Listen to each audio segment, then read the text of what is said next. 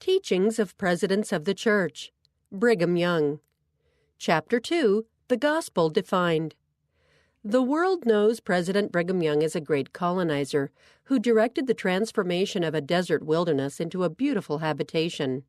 More important, he was a profound teacher of the restored gospel of Jesus Christ, who inspired the early saints to live the well-defined doctrine of a religion that assures everyone an opportunity to return to the presence of God.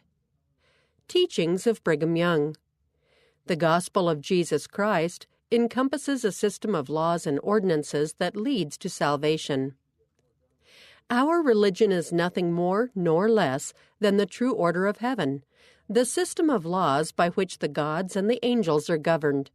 Are they governed by law? Certainly. There is no being in all the eternities but what is governed by law. Discourses of Brigham Young, page 1. The gospel of the Son of God that has been revealed is a plan or system of laws and ordinances by strict obedience to which the people who inhabit this earth are assured that they may return again into the presence of the Father and the Son. The laws of the gospel are neither more nor less than a few of the principles of eternity revealed to the people by which they can return to heaven from whence they came. Discourses of Brigham Young, page 1. When we talk of the celestial law which is revealed from heaven, that is, the priesthood, we are talking about the principle of salvation, a perfect system of government, of laws and ordinances, by which we can be prepared to pass from one gate to another, and from one sentinel to another, until we go into the presence of our Father and God. Discourses of Brigham Young, page 130. We may receive the truth, and know, through every portion of the soul, that the gospel is the power of God unto salvation, that it is the way to life eternal. Discourses of Brigham Young, page 90. Our religion, in common with everything of which God is the author, is a system of law and order. He has instituted laws and ordinances for the government and benefit of the children of men, to see if they would obey them and prove themselves worthy of eternal life by the law of the celestial worlds. Discourses of Brigham Young, page 1. The Lord has not established laws by which I am compelled to have my shoes made in a certain style. He has never given a law to determine whether I shall have a square-toed boot or a peaked-toe boot, whether I shall have a coat with the waist just under my arms and the skirts down to my heels, or whether I shall have a coat like the one I have on. Intelligence, to a certain extent, was bestowed both upon saint and sinner to use independently, aside from whether they have the law of the priesthood or not, whether they have ever heard of it or not. Discourses of Brigham Young, page 63. You know that it is one peculiarity of our faith and religion never to ask the Lord to do a thing without being willing to help him all that we are able, and then the Lord will do the rest. I shall not ask the Lord to do what I am not willing to do. Discourses of Brigham Young, page 43. The gospel of Jesus Christ embraces all truth. All truth is for the salvation of the children of men, for the benefit and learning, for their furtherance in the principles of divine knowledge. And divine knowledge is any matter of fact, truth, and all truth pertains to divinity. Discourses of Brigham Young, page 11. Be willing to receive the truth. Let it come from whom it may. No difference, not a particle. Just as soon receive the gospel from Joseph Smith as from Peter, who lived in the days of Jesus. Receive it from one man as soon as another. If God has called an individual and sent him to preach the gospel, that is enough for me to know. It is no matter who it is. All I want is to know the truth. Discourses of Brigham Young, page 11. Mormonism, so called, embraces every principle pertaining to life and salvation for time and eternity. No matter who has it, if the infidel has got truth, it belongs to Mormonism. The truth and sound doctrine possessed by the sectarian world, and they have a great deal, all belong to this church. As for their morality, many of them are, morally, just as good as we are. All that is good, lovely, and praiseworthy belongs to this church and kingdom. Mormonism includes all truth. There is no truth but what belongs to the gospel. It is life, eternal life. It is bliss. It is the fullness of all things in the gods and in the eternities of the gods. Discourses of Brigham Young, page 3. In a word, if Mormonism is not my life, I do not know that I have any. I do not understand anything else, for it embraces everything that comes within the range of the understanding of man. If it does not circumscribe everything that is in heaven and on earth, it is not what it purports to be. Discourses of Brigham Young, page 2. I want to say to my friends that we believe in all good. If you can find a truth in heaven, earth, or hell, it belongs to our doctrine. We believe it. It is ours. We claim it. Discourses of Brigham Young, page 2. The gospel embraces all morality, all virtue, all light, all intelligence, all greatness, and all goodness. It introduces a system of laws and ordinances. Discourses of Brigham Young, page 3. Such a plan incorporates every system of true doctrine on the earth, whether it be ecclesiastical, moral, philosophical, or civil. It incorporates all good laws that have been made from the days of Adam until now. It swallows up the laws of nations, for it exceeds them all in knowledge and purity. It circumscribes the doctrines of the day, and takes from the right and the left, and brings all truth together in one system, and leaves the chaff to be scattered hither and thither. Discourses of Brigham Young, pages 3 and 4. It is our duty and calling as ministers of the same salvation and gospel to gather every item of truth and reject every error.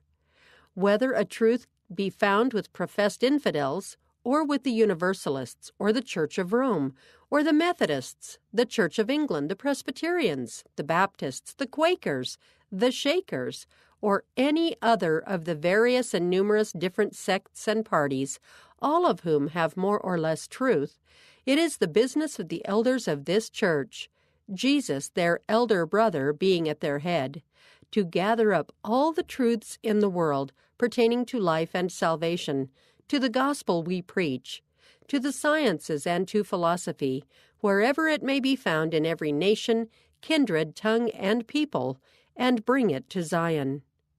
Discourses of Brigham Young, page 248. All knowledge and wisdom and every good that the heart of man can desire is within the circuit and circle of the faith we have embraced. Discourses of Brigham Young, page 446. It embraces every fact there is in the heavens and in the heaven of heavens, every fact there is upon the surface of the earth, in the bowels of the earth, and in the starry heavens. In fine, it embraces all truth there is in all the eternities of the gods. Discourses of Brigham Young, page 448. Our religion measures, weighs, and circumscribes all the wisdom in the world, all that God has ever revealed to man. God has revealed all the truth that is now in the possession of the world, whether it be scientific or religious. The whole world are under obligation to Him for what they know and enjoy. They are indebted to Him for it all, and I acknowledge Him in all things. Discourses of Brigham Young, page 2. It comprehends all true science known by man, angels, and the gods. There is one true system and science of life. All else tends to death. That system emanates from the fountain of life. Discourses of Brigham Young, page 2. Truth will abide when error passes away. Life will remain when they who have rejected the words of eternal life are swallowed up in death.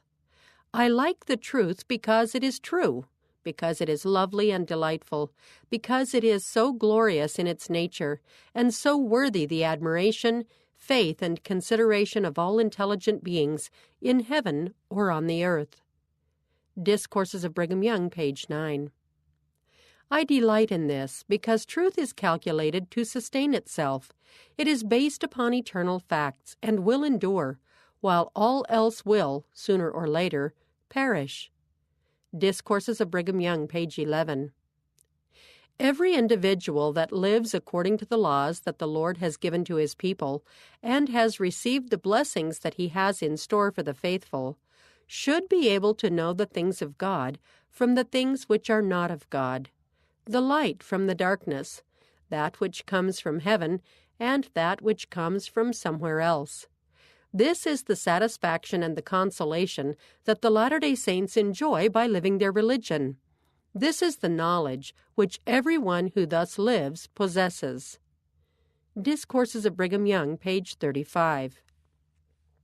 How easy it is to live by the truth. Did you ever think of it, my friends? Did you ever think of it, my brethren and sisters?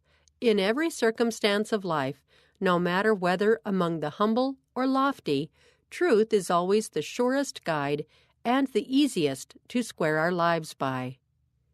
Discourses of Brigham Young, page 11. Our religion is simply the truth.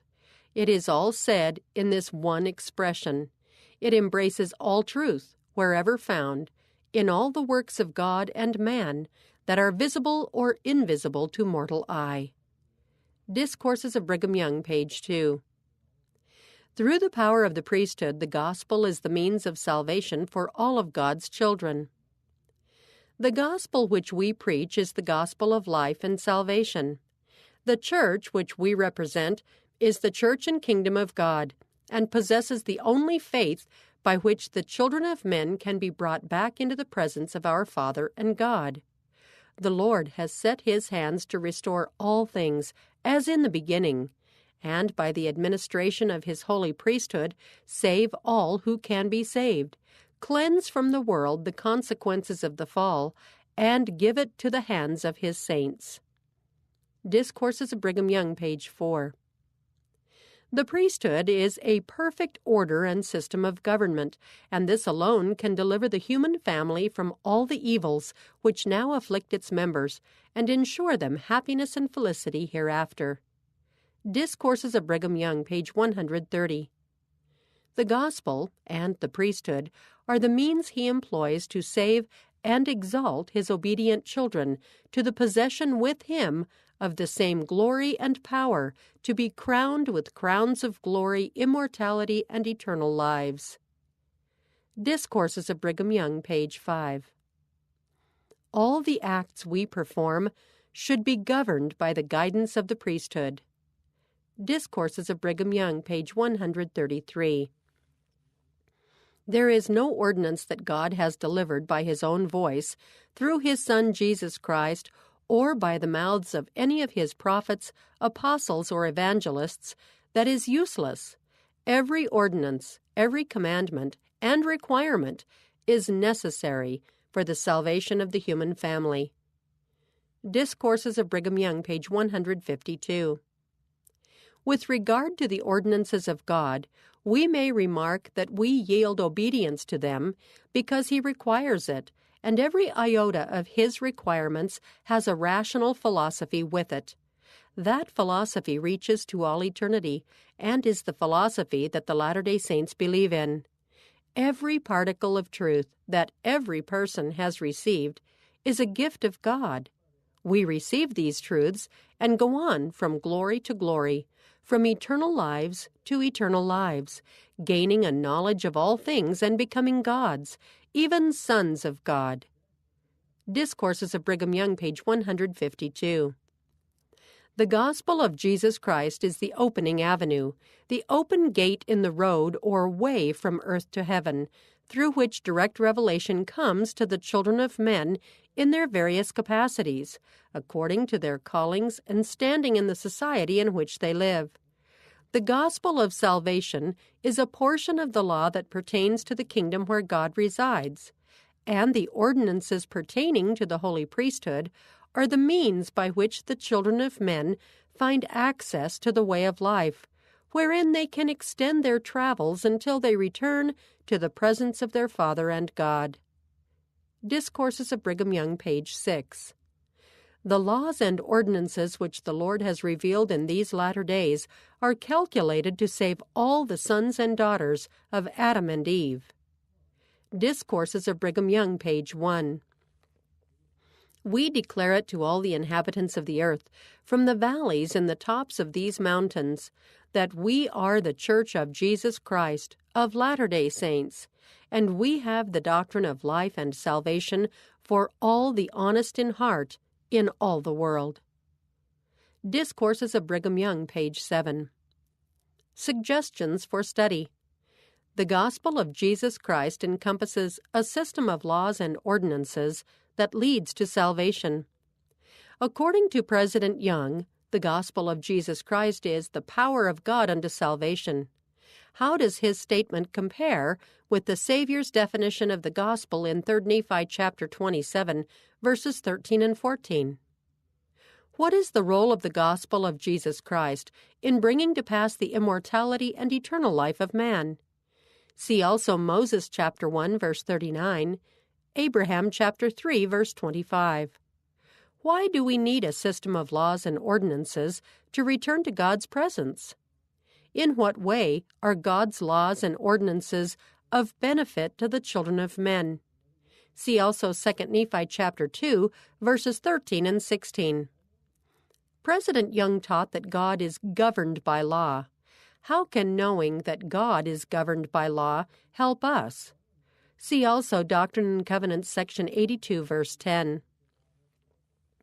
President Young described the gospel as an orderly system. In what matters does God expect us to use our own sound judgment? See also Doctrine and Covenants, section 58, verses 26 through 29.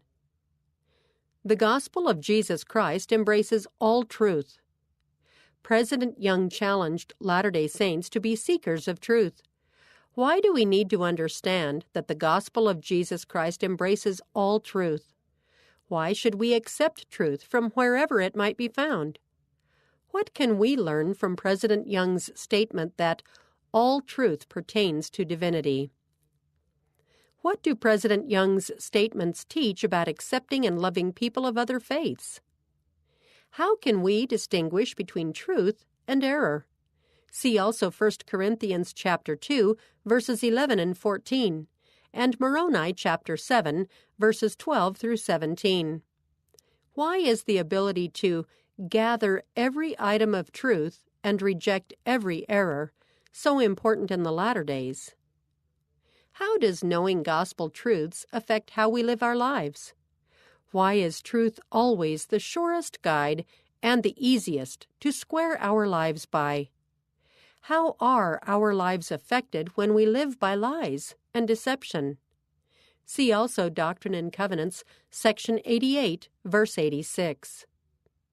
Through the power of the priesthood, the gospel is the means of salvation for all of God's children. What is the relationship between the priesthood and the gospel of Jesus Christ? Why are priesthood ordinances essential in the gospel plan? What is the role of local priesthood quorums, groups, and committees in being ministers of the gospel? What is the place of the Relief Society in teaching truth and building faith in the gospel of Jesus Christ? What experiences have you had with someone providing Christ-like service? How have such experiences influenced you? President Young taught that the gospel is the open gate in the road or way from earth to heaven. What responsibility is placed on those who have accepted the restored gospel to spread their witness of its laws, ordinances, and truth? See also Matthew chapter 28, verses 19 and 20, and Proverbs chapter 22, verse 6. End of chapter 2. The Gospel Defined.